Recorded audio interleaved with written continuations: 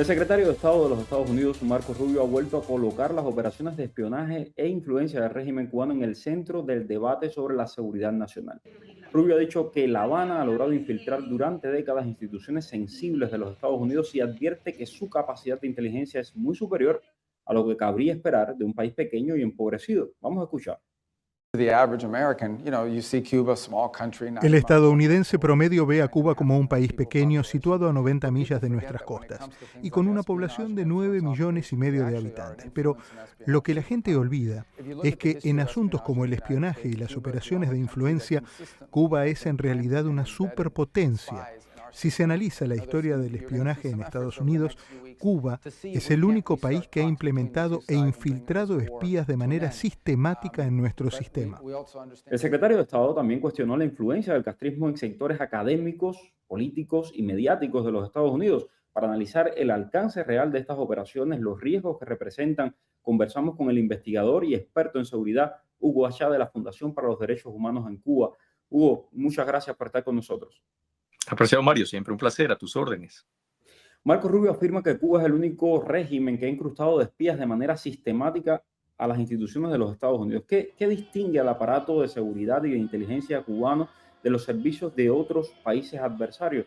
Si hubiera que marcar algunos aspectos puntuales, la tenacidad, la constancia y el grado de riesgo presente y real que representan estos servicios de inteligencia. Esto no es una cuestión especulativa, apreciado Mario.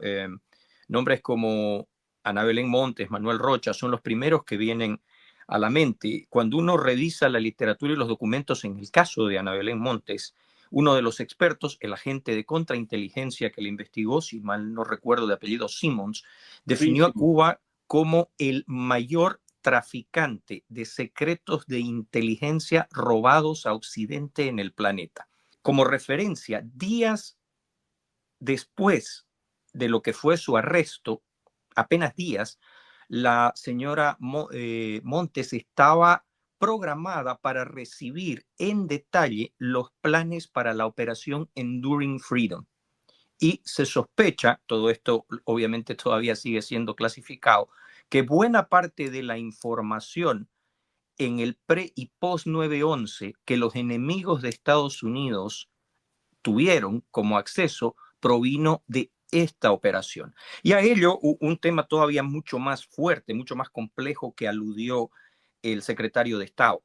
La manera en la cual este tipo de agentes, en el caso de Ana Belén Montes, la autora de Cuba no es una amenaza, que hasta hoy día permea las estructuras del Departamento de Guerra, entonces Departamento de Defensa de los Estados Unidos. Pero la formación, el adoctrinamiento y la inserción de agentes de influencia en todos los ámbitos de la vida institucional, cultural, educativa de los Estados Unidos. Creo que este es un resumen del por qué Cuba es esta amenaza presente y además real a la seguridad estratégica del país. Bueno, por poner ejemplos, tenemos hasta profesores en universidades norteamericanas que eran analistas de la seguridad del Estado del régimen cubano, que trabajaban con la seguridad del Estado del régimen cubano y hoy desde universidades norteamericanas te enseñan de eso mismo, de que Cuba, el régimen cubano, la dictadura cubana no es un peligro,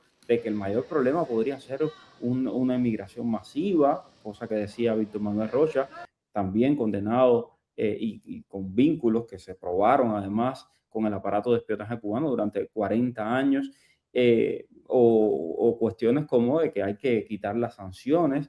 Y por eso me gustaría saber qué objetivos busca La Habana con estas infiltraciones, además de obtener los secretos y, como tú bien decías, incluso venderlos a potencias extranjeras. Están intentando manipular la política hacia Cuba. Ayer veíamos al espía Gerardo Hernández, que tiene en sus manos todavía la sangre de los pilotos de Hermanos al Rescate, que él fue quien conspiró para asesinarlos, y publicaba una foto llamando traidores a los congresistas de origen cubano y también al secretario de Estado Marco Rubio. Apreciado Mario, yo creo que tenemos que entender el concepto base. A partir de allí no nos vamos a equivocar. Los propósitos de Cuba hacia los Estados Unidos están definidos, establecidos y además registrados, están escritos. es la destrucción y aniquilación de los Estados Unidos como lo conocemos hoy.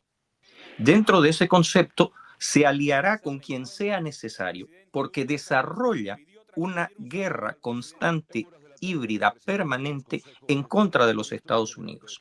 Es algo que señalamos con el doctor David Spencer y la investigadora Mibor Petit en este libro, Infinite War, a donde, entre otras cosas que también señaló el secretario de Estado, documentamos en su momento, y lo conversamos contigo, apreciado Mario, cómo buena parte de los, entre comillas, activistas y organizadores sociales responsables en gran medida por la violencia que acompañó a los disturbios, por llamarlos de una forma generosa, que siguieron al trágico fallecimiento del señor George Floyd, fueron en realidad entrenados por la inteligencia cubana. Algunos de ellos en territorio venezolano, pero fueron entrenados por ellos, ¿no es cierto? El tema de los activistas pro Hamas, el tema de la facilitación de recursos, información e inteligencia a organizaciones terroristas. Y lo más importante, la transferencia de conocimiento crítico a organizaciones del crimen transnacional organizado son parte de esta ecuación. ¿Cómo podemos probarlo? Desde la marea rosa y la corrupción que destruyó la democracia latinoamericana hasta este evento que ya hoy día está ampliamente aceptado y documentado de los disturbios que siguieron a la muerte de George Floyd, fueron en gran medida responsabilidad de esta estructura que junto con sus aliados, formales, no formales, estatales y paraestatales, tiene como objetivo la destrucción de los Estados Unidos.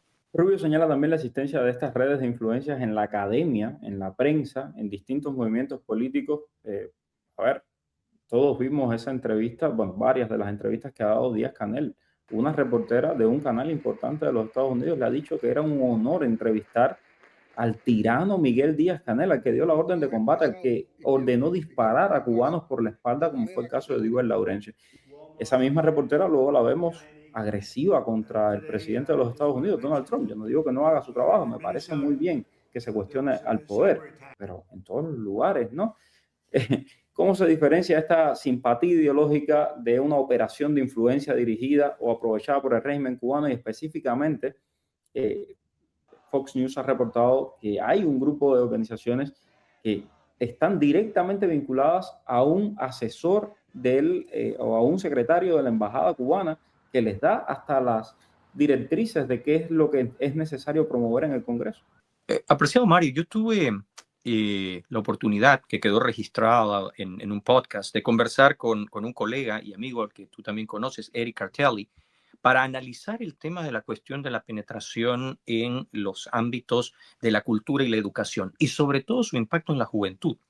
A partir de ahí podemos hacer una retrospección. Hay un trabajo muy bueno de Gelen Martínez con respecto a esta interacción y el terrorismo islámico, pero sobre todo en lo que se denominan las brigadas Venceremos. En California y en Nueva York, creo que son dos de los estados a donde tú puedes ver un mayor número de, entre comillas, activistas, que además confirman algo que está documentado. En el estado de Texas, en Dallas concretamente, el ex jefe de inteligencia de Hugo Rafael Chávez Frías, Hugo el Pollo Carvajal, en un extenso documento describe cómo en conversaciones con sus colegas del aparato de inteligencia cubano, estos, y cito aquí, se jactaron del nivel de penetración y control del que gozaban en el ámbito académico, cultural, en las organizaciones políticas, en el proceso de elecciones, en la comunidad de inteligencia, en las Fuerzas Armadas e inclusive en el Congreso de los Estados Unidos.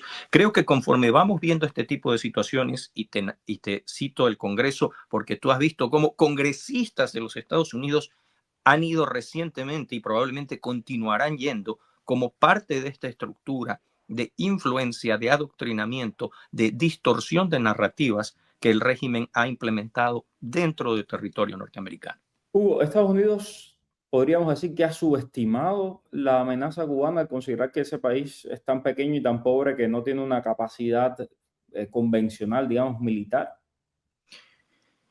Me parece, a ver, Winston Churchill tiene una frase inmortal, creo yo, que dice, los Estados Unidos siempre harán lo correcto después de probar todas las soluciones equivocadas posibles, ¿no es cierto? Creo que más allá de que el señor Churchill era un maestro del sarcasmo, se refiere al hecho de que el tamaño de los Estados Unidos muchas veces hace que la evolución conceptual lleve muchísimo tiempo.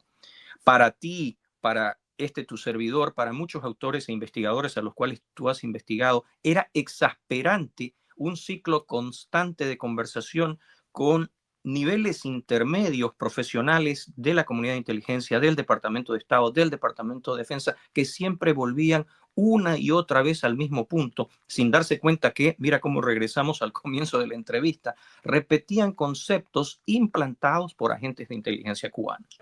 Creo que esta administración llegó a una conclusión que es una consecuencia de ese trabajo acumulado, del trabajo de expertos, investigadores, profesionales que fuimos demostrando de que esa idea de la pequeña isla que no es una amenaza, del último bastión de la utopía socialista, de conceptos como el de las brigadas médicas, del cual hablamos en la última conversación que tuvimos, apreciado Mario, no son sino herramientas de una guerra constante, permanente e infinita, que lo que busca, y en esto hay que ser reiterativo, es destruir a los Estados Unidos por lo que los Estados Unidos es, un faro de libertad, de democracia y de protección a los derechos. Ante la relación del régimen con Rusia, con China, con Irán, incluso con la Venezuela, primero de Nicolás Maduro, y también en este momento, y esto lo tengo que repetir, yo sé que ya lo he dicho en varias ocasiones y lo voy a seguir repitiendo. El régimen de Delcy Rodríguez le ha dicho al gobierno de Estados Unidos que ya sacó a los médicos cubanos, que sacó a los profesionales cubanos de ahí. Es mentira, está repleto de profesionales cubanos, entre ellos espías, entre ellos agentes, siguen estando en Venezuela. Sencillamente están jugando a ver hasta cuándo puedan aguantar con Trump y pasar a Trump. Pero, ¿qué medidas debería tomar Estados Unidos para detectar y para neutralizar estas redes vulnerables? Estas redes, digamos, sin vulnerar la sociedad civil ni las libertades civiles. Mario, me alegra muchísimo que hayas expresado lo que acabas de decir, porque en buena medida se ha, yo te diría, inducido a error a buena parte de la administración con respecto a la situación del personal cubano todavía presente en Venezuela. A quien quiera hacer un análisis más complejo, yo lo invito a leer los denominados papeles de Granada y las conclusiones que los servicios de inteligencia cubano desarrollaron a partir de ello. Y en ese sentido, la creación de caos, de violencia y de la mayor cantidad de antiamericanismo posible es uno de los objetivos. Ojo, es llamativo cómo ese sentimiento crece dentro de la Venezuela del día de hoy, aprovechando la impaciencia, el sufrimiento y la legítima aspiración que tiene el pueblo de Venezuela hacia una democracia, pero que no hay que olvidar, como dices tú, que todavía decenas de miles de agentes de influencia cubanos están en el terreno. ¿Qué hay que hacer? Primero, identificar al enemigo. Entender cuán profunda es esta penetración, cuánto de este personal está en Uruguay, está en Paraguay, está en Brasil, está en Bolivia, cuántos todavía están bajo distintas coberturas, las brigadas médicas, una de ellas, otro tipo de misiones que están presentes no solamente en América Latina, lo están en Mauritania, lo están en Arabia Saudita, lo están en países aliados de los Estados Unidos. Reconocer el fenómeno y empezar a realizar exigencias puntuales, tal vez la más obvia, al otro lado de la frontera, en ese México que hoy se convierte ya en el mayor problema en esa interacción, facilitando, como lo ha dicho muy claramente el congresista Carlos Jiménez, las actividades de un enemigo de los Estados Unidos simplemente al otro lado de la frontera, en el umbral de la seguridad nacional de los Estados Unidos. Tremendo. Muy importante este tema de México, lo hemos seguido de cerca y lo seguiremos teniendo muy pendiente porque hay quienes quieren convertir a México en una nueva Venezuela y al régimen castrista le viene de perlas ahora que ha perdido el subsidio venezolano. Se acabó Venezuela, por ahí hay una caricatura famosa de Pinilla exprimiendo una vaca, ya la vaca muerta de Venezuela, pues van hacia México, el querido amigo Pinilla, siempre brillante. Mil gracias, Hugo Achá.